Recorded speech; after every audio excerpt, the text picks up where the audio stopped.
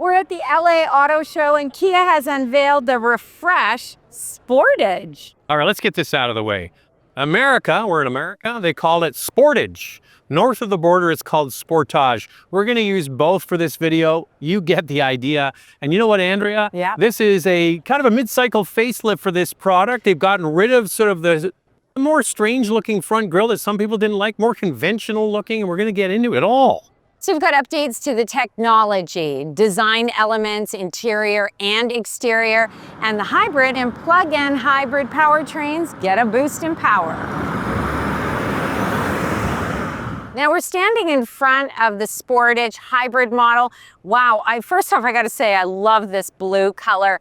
It's just a nice update to the Sportage. Now there are three powertrain options, the hybrid, the plug-in hybrid, and the gas model. The hybrid gets a power boost. So it still has the 1.6 liter turbocharged 4-cylinder with a 6-speed automatic transmission, but it now gets 231 horsepower. The torque number remains the same at 258 pound-feet of torque. Now the plug-in hybrid gets 7 extra horsepower. It has the same 1.6 liter turbocharged 4-cylinder. It gets 268 horsepower, and that torque number remains the same as well at 258 pound-feet of torque. They can both tow 2,000 pounds. Front-wheel drive and all-wheel drive options are available for the hybrid, standard all-wheel drive for the plug-in hybrid.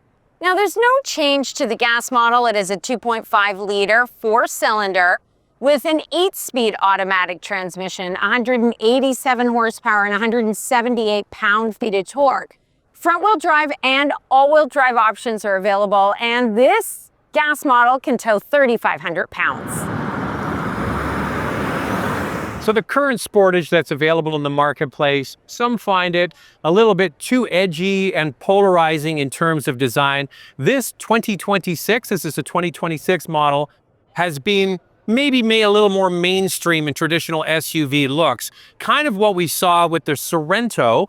The front end still has some characteristics of the last model, but maybe a little bit more traditional. Okay, so headlamps, you have the option to get the cube-style LED headlamps, the amber running lights, which is something that Kia has really focused on in the last few years, really quite nice, and then a more traditional-looking grille. And years ago, they came out with what's called the tiger nose grille. And it's still here, but it's really quite subtle. It's here, gets narrower, and then goes back out again. That's the tiger nose that they first brought out in the Soul years ago, and there's still some elements of it here. Nice looking rig, more traditional, more mainstream. So this is the hybrid, and the nice thing is they've added X-line to hybrid, so you can have a little bit more of that rugged look and have a hybrid. You have your cake and eat it too. Wheel sizes range from 17 to 19 inches. And down the side, I don't think you're gonna notice much of a change in the overall profile of this Sportage, but you can definitely see it has a contrast of the high gloss black, the beautiful new blue color, the one I would choose, I think. So really nice, smart looking color combinations. So to muddy the waters a little bit more, you can also get a new trim in this hybrid called S, and also over on the plug-in hybrid, X-Line is available. X-Line is also available on the gasoline model. The X-Line and X-Pro trims add some terrain modes like snow, mud, and sand. You also get gloss black exterior accents, raised roof rails, and 19-inch wheels with all-terrain tires. The X-Pro gives you a matte black exterior with off-road wheels, LED fog lights, and LED projector lights with two-tone roof design. So this is a classic facelift. Usually what you get of the facelift is what's called a new front and rear clip. So new bumper, new headlamps, we've seen that at the front. And you get the same kind of thing done at the back here. They've gone with a new blockier looking tail lamp, similar to what we saw with Sorento. Same kind of look at the rest of the vehicle. They still have the wiper that's hidden under the rear valance here. So that's a nice touch. Overall, it's a facelift, but nicely done. So cargo area is 39.6 cubic feet. There's no change from the existing car that's on sale. What you do get with the gas and with the hybrid model, you have the ability to move the floor down a level. But with the plug-in hybrid, that's not possible because of the electric motor at the back. And the good news is there is a real spare tire back here, no tire repair kit, and this is the hybrid. Now the cabin of the Sportage feels open and spacious. This is one of the biggest in the non-luxury compact class. I really like how Kia has gone with a variety of color combos.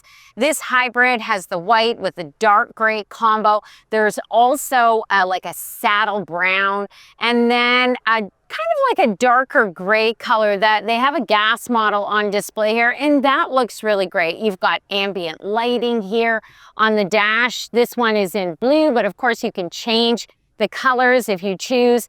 This is a really simple center console.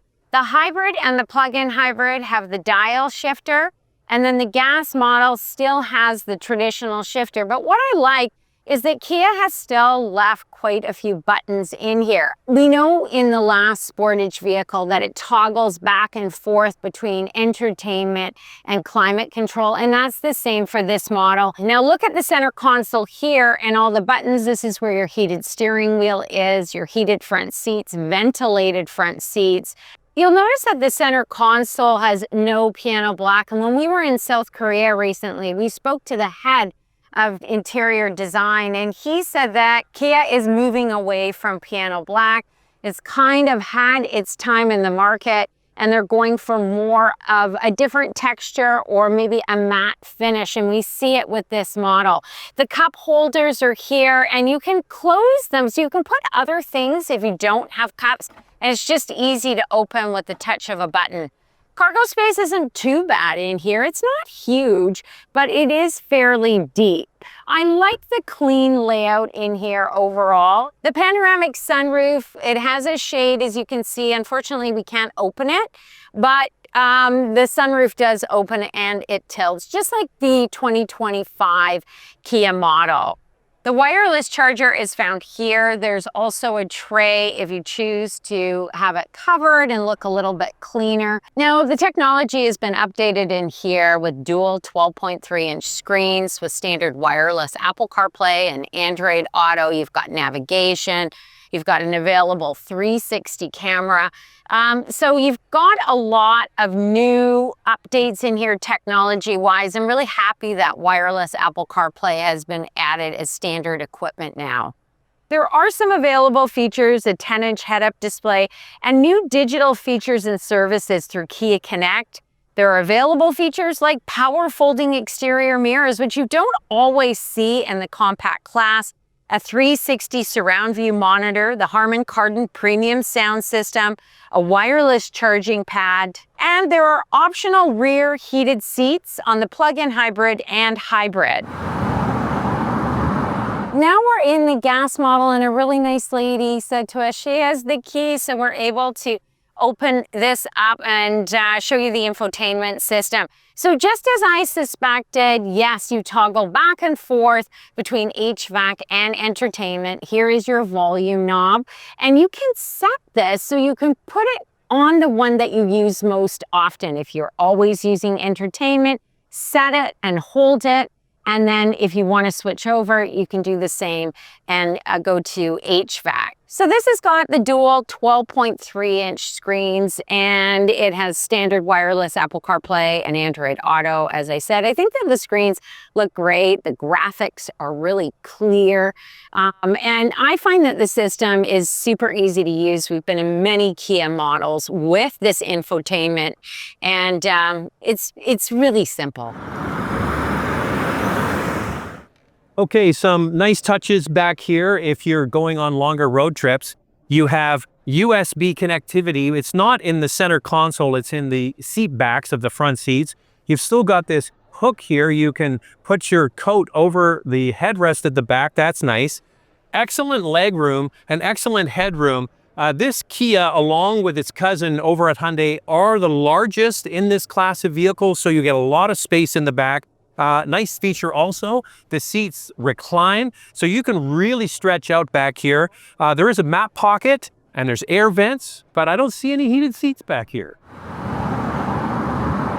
Kia's added more driver assist technology as standard equipment, including forward collision warning with blind spot detection for pedestrians and cyclists. We are in the future, Andrea. This is a 2026 model. It's going to be coming probably just before summer of next year. So we're really looking forward to driving this. I think the updates are great. We don't know pricing or fuel economy yet, but that's all going to come. Well, we hope you liked our first look of the Kia Sportage plug-in hybrid, gas model. If you like what you see, subscribe, type below, let us know what you think about the refresh. Do you like it? Would you consider this Kia model?